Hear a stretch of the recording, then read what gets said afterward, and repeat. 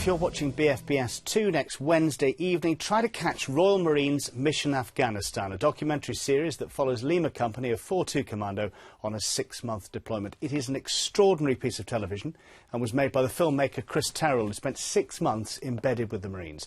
Here's a short clip from the previous episode. I watch and film with fascination as around me young men turn warrior and exhibit all the contradictions that make the human condition so thrilling, yet so terrifying. They are heroic, yet brutal, noble, yet vengeful, powerful, yet so vulnerable.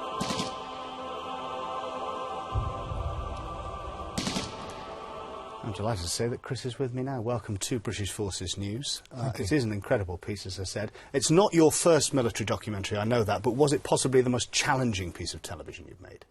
It was, for all sorts of reasons. I was months on the front line this time. Before, I'd been out to Afghanistan many times, actually, but it's been weeks at a time, days at a time. This time I was right at the sharp end for an extended period. So it was very challenging, I mean, just personally, emotionally, but also physically, 50 degrees of heat in the summer, and also technically, just my cameras. I had a much worse time than I did, actually.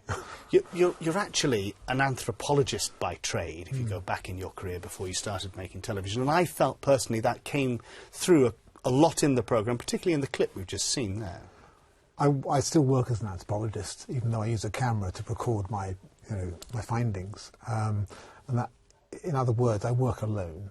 I immerse with the community, in this case the bootnecks, the Royal Marines, and try and understand their world through their eyes, try and think like they do.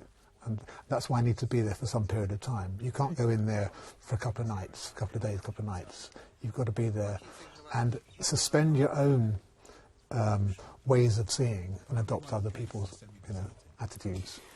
5 years ago you made a documentary about the Commando training course at Limston. And if I read my notes correctly, you're the first civilian ever to have completed all 4 of the Commando tests. You're the oldest person, civilian or military, ever to have completed the 4 tests. Did that win you a lot of trust with the people you were embedded with? I like to think so. I mean, I did that. It wasn't a stunt. You were 55 when you did it. I was 55 when I did it, but I've always kept fit. Very. Well, but also, I mean, I was very privileged to be allowed to go through 32 weeks of training with the Royal Marines in order, as I said, to understand what those boys were going through. I could have gone there and stood on the sidelines and watched, but I wanted to get immersed. But they did realise that you could walk the walk in a way as well as talk the talk. Yes, but then, I think not only the Royal Marines, but I think in any regiment, when you get into the training, which is very, very challenging, you stick together, you pull each other on. And after they got to know me, it didn't matter that they were 17 and I was 55. I was always the old geezer, but but they wanted me to succeed, just as I wanted them to succeed.